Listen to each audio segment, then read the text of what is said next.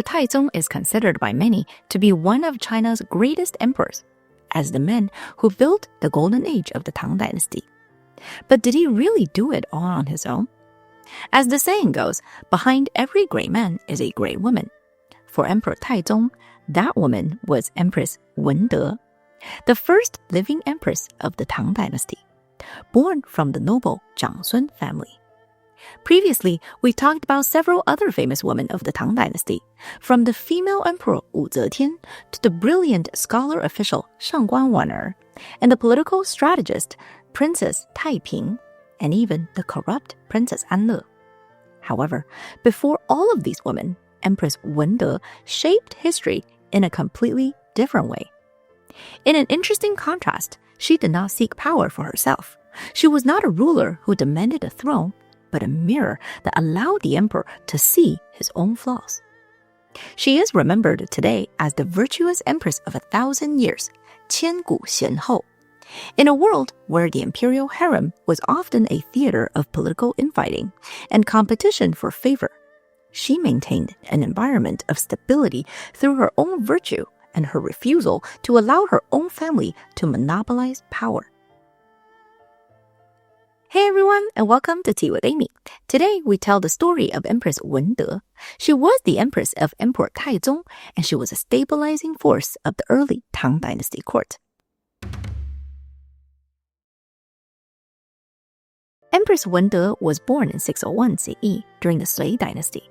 Her actual name was not recorded in historical records. In modern fiction and C-dramas, her name is sometimes referred to as Zhangsun Wugou, where Wugou translates to stainless or pure, likely as a reference to the empress's renowned virtue. In some anecdotes, she is referred to as Guanyin Bi, a reference to the Buddhist deity of mercy.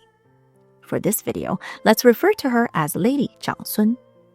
Her family was from the Xianbei, a nomadic warrior ethnic group from the north, renowned for their martial skills and horseback riding and archery.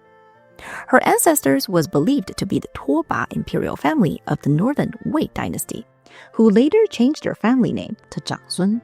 Her father was the powerful general Zhangsun Shen of the Sui dynasty. Historical records describe that he was so skilled with the bow that the Turkic Khans feared its sound. Some believed that his bow skills inspired the famous Chinese idiom 一箭双雕, which means to kill two birds with one arrow. Legends even claim that when he shot his bow, the sky itself cracked like thunder, and that the Zhangsun family estate became known as the Pili Tang, or the Thunderbolt Hall. In 609 CE, when Lady Zhangsun was around 8 years old, her legendary father passed away. Her older half-brother, Zhangsun Anye, inherited the legal rights to the Zhangsun family's properties and fortune. Zhangsun Anye was described as a man of poor character who was not interested in supporting his secondary relatives and expelled them from the family estate. And so, Lady Zhangsun, her brother Zhangsun Wuji, and their mother, Lady Gao, were suddenly displaced from their life of a powerful noble family and were taken in by her maternal uncle, Gao Shilian. It was during these years that her character was forged. While other women of noble families focused on embroidery, she studied books, history, maps, and biographies. Gao Shilian quickly recognized that his niece was no ordinary child. She was proper in her actions and had a habit of frugality. He saw a girl who possessed the internal strength of a leader and the external grace of a diplomat. Gao Shilian was closely connected with the powerful and noble Li family. He used his relationship with the Li family to recommend Lady Zhangsun as a woman of exceptional character and upbringing, a perfect addition to their family. Around 613 CE, a marriage was arranged between Lady Zhangsun and a 15-year-old boy named Li Shiming of the noble Li family, who would later become the second emperor of the Tang Dynasty. While Li Shiming developed his skills on the battlefield, the young Lady Zhangsun developed her skills in the inner court. She learned how to manage a household under pressure and how to navigate a world of powerful men. In 618 CE, the Sui dynasty collapsed, and the Tang Dynasty was formed. Her father-in-law Li Yuan became the first emperor of the Tang Dynasty as Emperor Gaozu. Lady Zhangsun was now the Qin Wangfei, the Princess of Qin. Before we continue with our story about Lady Zhangsun, we need to first understand the state of the imperial harem at the beginning of the Tang Dynasty. The Tang Dynasty adopted a highly structured imperial harem system that was adapted from the Sui Dynasty. This system was designed as a mirror of the civil government. Just as there were ministers for the state, there were ranked consorts for the palace. At the top sat one empress who held legal authority over all other consorts. Below her were the 4 named consorts, the 9 concubines, and dozens of lower-ranking ladies. To learn more about the imperial harem structure of the Tang Dynasty, check out my previous video about it. This hierarchy was meant to ensure stability, and it relied entirely on the empress being a figure of moral and legal authority. However, the Tang Dynasty began with a unique problem. The seat of the empress was empty. Back around 588 CE, before becoming Emperor Gaozu, Li Yuan married his primary wife, Lady Dou, from the noble Dou family. A famous legend tells the story of how Lady Dou's father, the general Dou Yi, believed that his daughter was too special for an ordinary man. In order to find a worthy husband for her, he set up an archery challenge. He painted 2 peacocks on a screen and announced that whoever could shoot an arrow into the eye of each peacock from a distance could win his daughter's hand in marriage. Many suitors tried and failed, until Li Yuan tried and perfectly hit both peacock eyes with 2 arrows. Li Yuan described his victory as a sign that their marriage was destined by heaven.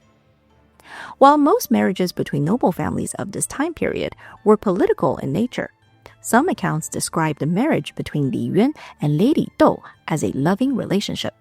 It is said that Lady Dou and Li Yuan loved and respected each other deeply and accompanied each other everywhere. These records also describe Lady Dou as one of Li Yuan's political strategists, advising him to hide his ambitions and power during the height of the Sui Dynasty. It is said that the empress served the emperor, following his will without failing in the way of a wife. Whenever the emperor had a major affair of state, he held secret consultations with the empress, who used her full strength to assist him. Li Yuan and Lady Dou would have 4 sons and 1 daughter. Their sons were Li Jianchen, who would become the crown prince, Li Shiming, the future Emperor Taizong, Li Xuanba, who died young, and Li Yuanji, who would become a fierce supporter of their eldest brother. They also had a daughter, the Princess Pingyang, a legendary military commander who I covered in another video. Unfortunately, Lady Dou passed away in 613 CE due to illness. Li Yuan was devastated and never named another primary wife. After establishing the Tang Dynasty and becoming Emperor Gaozu in 618 CE, he posthumously named Lady Dou as his empress, as Empress Mu, which meant the solemn or reverent empress. Later, after their son Li Shiming became the next emperor, he added the character Tai to his mother's title, symbolizing greatness, naming her the Empress Tai Mu that we know her as today. By naming the deceased Lady Dou as his only empress, Emperor Gaozu made it clear that no living woman could replace her. This left the position of the head of the harem empty and created a power vacuum that would be filled by 2 powerful concubines, Consort Zhang and Consort Ying.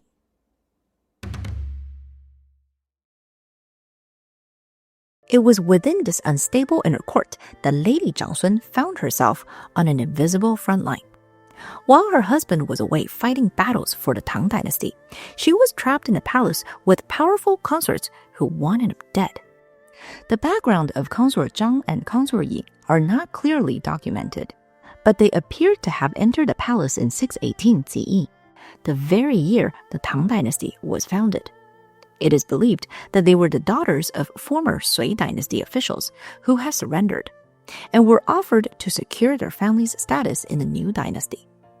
Their entire survival depended on the emperor's favor and, more importantly, on who would succeed him. They knew that if the brilliant war hero Li Shiming became emperor, he would prioritize his own generals and his own wife, and their influence would vanish. On the other hand, the crown prince Li Jianchen promised to secure their positions, sent them lavish gifts, and gave them his political support. This created a deadly alliance, and these consorts became the gatekeepers to Emperor Gaozu's ear. They constantly whispered their complaints into the emperor's ear at night, attempting to paint Li Shiming as a disloyal son. One story describes how consort Zhang requested a plot of land captured by Li Shiming to be granted to her father, but Li Shiming had already granted that land to one of his generals, and he refused to take the land back. So consort Zhang told the emperor, "Your imperial decree is not as powerful as the Prince of Qing's order. The lands you granted have all been seized by him." This rivalry was sharpened by a dangerous irony. Emperor Gaozu owed a large part of his throne to the very son he now feared. While the crown prince handled politics in the capital, it was Li Shiming who was leading the armies and defeating rivals and warlord forces. Every time Li Shiming returned to the city in a victory parade, he became increasingly more popular. The more the empire grew because of Li Shiming's sword, the more the crown prince and his supporters felt that they had to destroy Li Shiming before it was too late. But Lady Zhangsun did not retaliate with anger or plots. Instead, she practiced a strategy of extreme filial piety. She treated the hostile consorts with the utmost respect, personally serving them and the emperor to neutralize their complaints. She became the stabilizing force for her husband's faction, softening the emperor's heart through her own virtuous behavior. But despite Lady Zhangsun's effort to maintain peace, the rivalry turned physical in the summer of 626 CE. Some accounts say during a feast at the crown prince's palace, Li Shiming was served wine that had been poisoned. Li Shiming narrowly survived this assassination attempt, but the gloves were off. Any pretense of an amicable brotherly relationship was over. The crown prince Li Jianchen pushed his advantage and convinced the emperor to remove Li Shiming from command of his military troops. Li Shiming was backed into a corner and was left with no choice. If he did not act, he would certainly be killed. On July 2nd, 626 CE, he chose to strike first, staging an ambush against the crown prince at the northern entrance of the palace, which would become the infamous Xuanwu Gate incident. Surprisingly, Lady Zhangsun chose to break court protocols in order to inspire the troops. According to the historical records, during the Xuanwu Gate incident, the empress personally appeared to comfort and encourage the soldiers. The officers or men were all deeply moved and inspired. The ambush was successful, and the crown prince Li Jianchen and their younger brother Li Yuanji were killed during this conflict. But the victory wasn't complete. With blood still fresh on the palace floor, Li Shiming's forces surrounded the emperor. They told the emperor that the crown prince and his brother had rebelled and been executed. They suggested that for the safety of the empire, the emperor should hand over all military and civil power to Li Shiming. Under the threat of Li Shiming's forces, the emperor had no choice and named Li Shiming as the new crown prince. 2 months later, Emperor Gaozu abdicated the throne and retired. It is not recorded what happened to Consort Zhang and Consort Ying, but they were likely forced to retire alongside the effectively deposed emperor. On September 4th, Li Shiming ascended the throne as Emperor Taizong, and just 13 days later, on September 17th, he officially named Lady Zhangsun as his empress, creating the first living empress of the Tang Dynasty. Empress Zhangsun had seen how the inner court could destroy a dynasty. She decided that her role of empress would be one of correction. She transformed the palace into a place of frugality and intellectual discipline. She would do everything she could to ensure that the Tang Dynasty did not repeat the mistakes of the past. She was famously never without a book. This wasn't for entertainment. she was trying to set an example and build an important precedent. According to the old book of Tang, the empress was frugal by nature. In her leisure time, she would read books and study history, even while combing her hair and applying her makeup. The books never left her hand. And the empress constantly prioritized frugality and urged the emperor to accept criticism, to keep distance from extravagance, and to return to simplicity. She used her knowledge of history to act as the mirror for Emperor Taizong, cooling his temper before it could lead to tyranny. Historical records say that she delighted in historical texts, using the good and evil of the past as a mirror. The most famous example for this was the ceremonial robe incident involving the blunt critic Wei Zhen. One day, the emperor returned from court angry, shouting that he would eventually kill him. Instead of arguing, the empress retreated to her chambers and returned in her most formal high ceremonial gown. Historical records say that the emperor was surprised and asked her the reason. The empress replied, "I have heard that only when the emperor is enlightened will his ministers be honest. Today, Wei Zhen is honest because your majesty is enlightened. How can I not congratulate you?" And the emperor was pleased. By framing the minister's criticism as a tribute to the emperor's own greatness, she saved Wei Zhen and the emperor's reputation. However, while she tried to help guide the emperor towards virtue, she made sure that she was not directly involved in politics and matters of state. Whenever the emperor tried to discuss specific rewards, punishments, or state affairs with her in public, her standard response was to refuse. But her virtue wasn't just for the emperor. It was for the entire inner court. She treated the other concubines with such genuine care that there were no notable scandals of inner court infighting during her rule as empress. Historical records say that when other consorts fell ill, she would send them her own personal supply of medicine. She even personally took care of imperial daughters whose consort mother had passed away, raising them as if they were her own biological child. However, there was one area where the empress was more stern, and that was with her own relatives.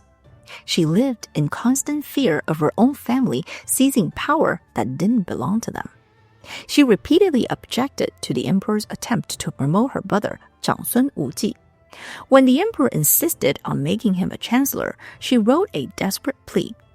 "I already have the greatest honor of being here in the inner court. I do not wish to see my brothers and nephews wield power in a court. The noble families Lu and Huo of the Han Dynasty are constant reminders of the corruption that it can lead to. I beg your majesty to not make my brother chancellor." She was the rare empress who fought against her own family's wealth and success. In her own way, she was building a wall of virtue to protect them. She knew that in the imperial court, the higher you rose, the harder you fell.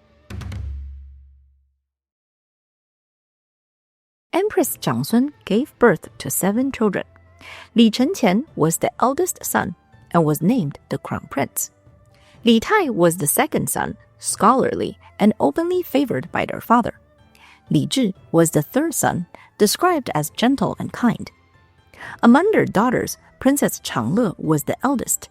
It is said that Emperor Taizong loved her so much that he wanted to give her a dowry twice the standard amount, but was stopped by Empress Zhangsun's insistence on frugality.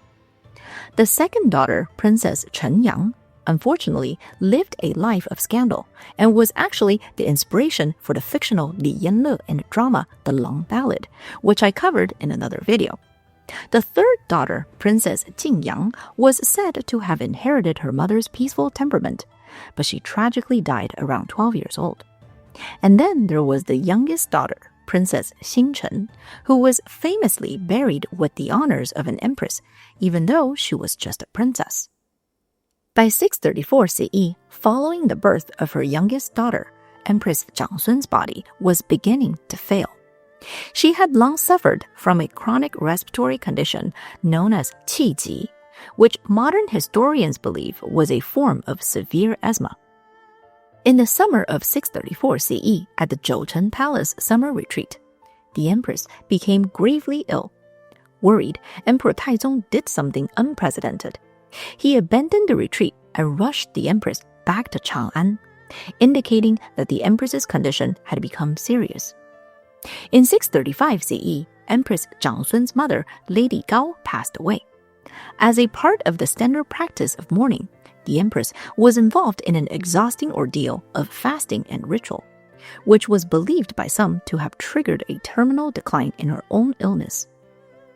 As she lay in the Lijun Hall struggling for breath, Emperor Taizong fell into a state of panic. The man who had conquered the four corners of the world could not accept a fate he could not fight with a sword. A 大赦, or general amnesty, was proposed in hopes of buying divine mercy for the empress's life.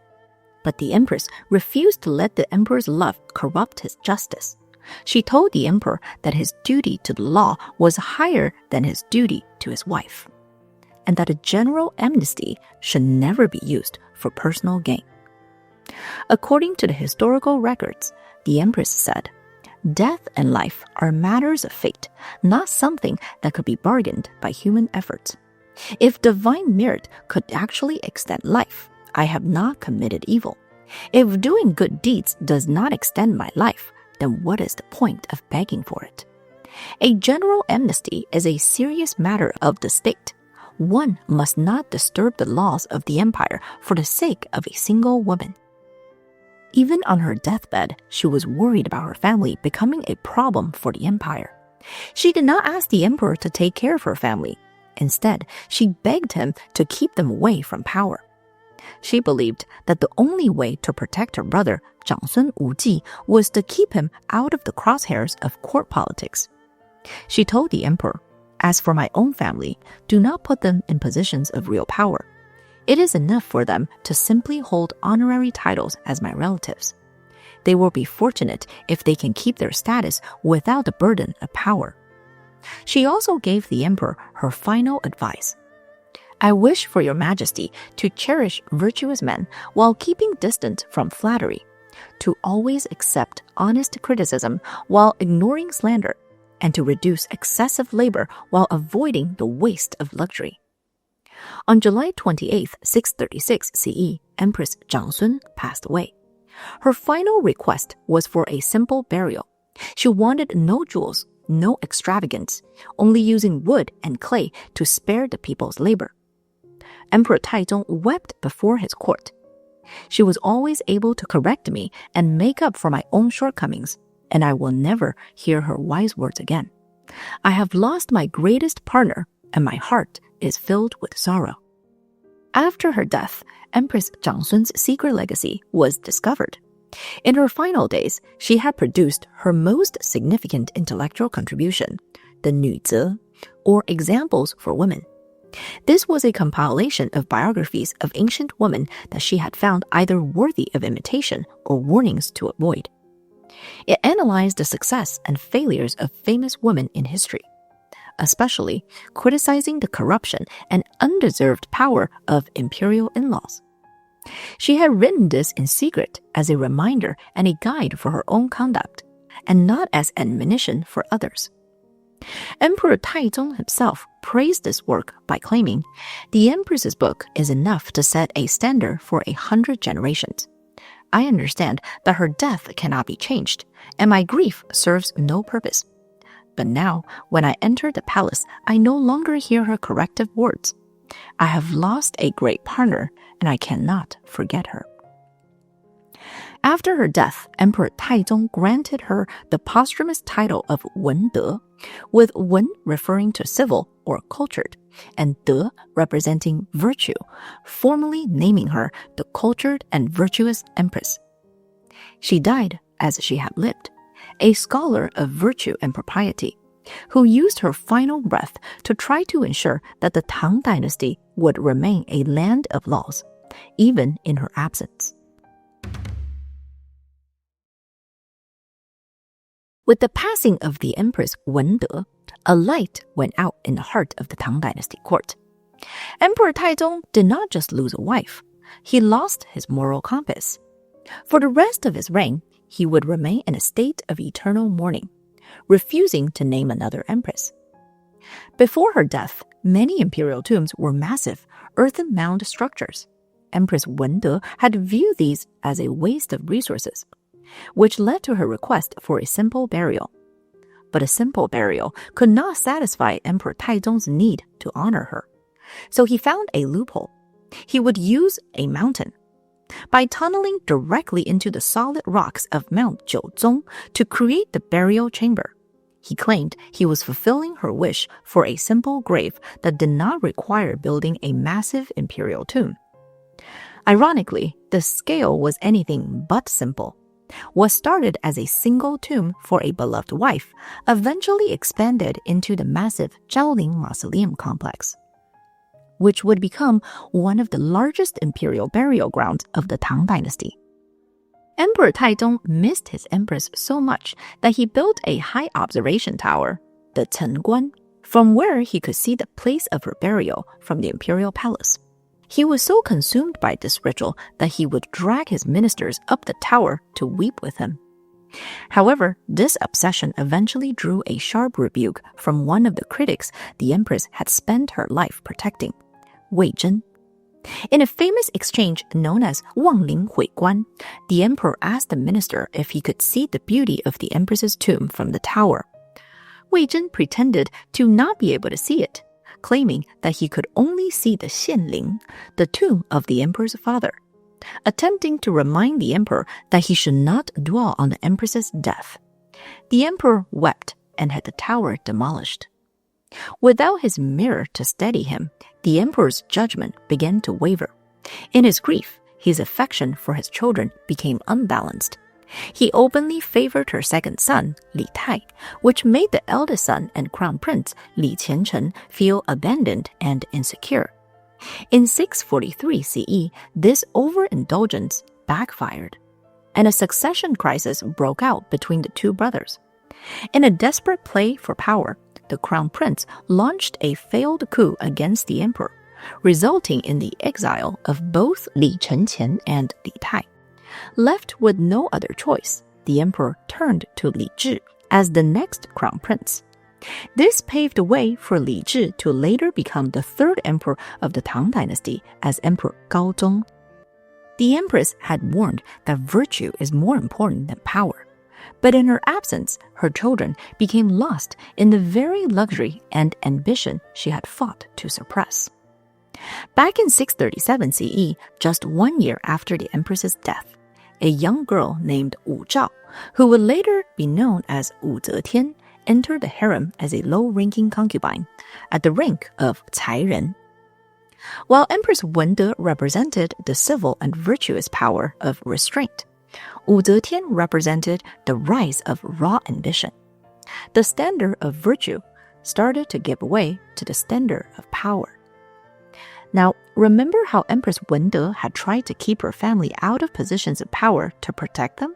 Unfortunately, her brother, Zhangsun Wuji, was so capable that he kept rising in ranks after the empress's death. In fact, he became so powerful that he was named as regent over the young Emperor Gaozong, after Emperor Taizong passed away in 649 CE. Zhangsun Wuji would then effectively rule the Tang Dynasty for the next 10 years, becoming one of the most powerful imperial in-laws of the entire dynasty. However, just as Empress Wende feared, this power would not come without its own cost. In 655 CE, Wu Zetian became the new empress of Emperor Gaozong, and they were ready to take back their rightful power. Zhangsun Wuji's position and power had become an obstacle. In 659 CE, Zhangsun Wuji was accused of treason and was forced to take his own life, tragically fulfilling Empress Wende's greatest fear. History remembers Empress Wende as the standard against which many other imperial women in Chinese history are measured. As the historical records say, the empress's virtue was like the earth, carrying all things without bound. She was truly the mother of the empire. The story of the Empress Wende is a rare example in Chinese history where a woman's power was defined by how much she gave up. Some historians argue that her presence was the secret ingredient that made Emperor Taizong a great emperor instead of just another conqueror. She understood that a position can be given, but true authority must be earned through virtue. What do you think? Was she truly the greatest empress of the Tang Dynasty? Let me know in the comments, and if you enjoyed today's topic, don't forget to like and subscribe. Thanks again for watching, and I'll see you in the next one. Stay curious, stay magical.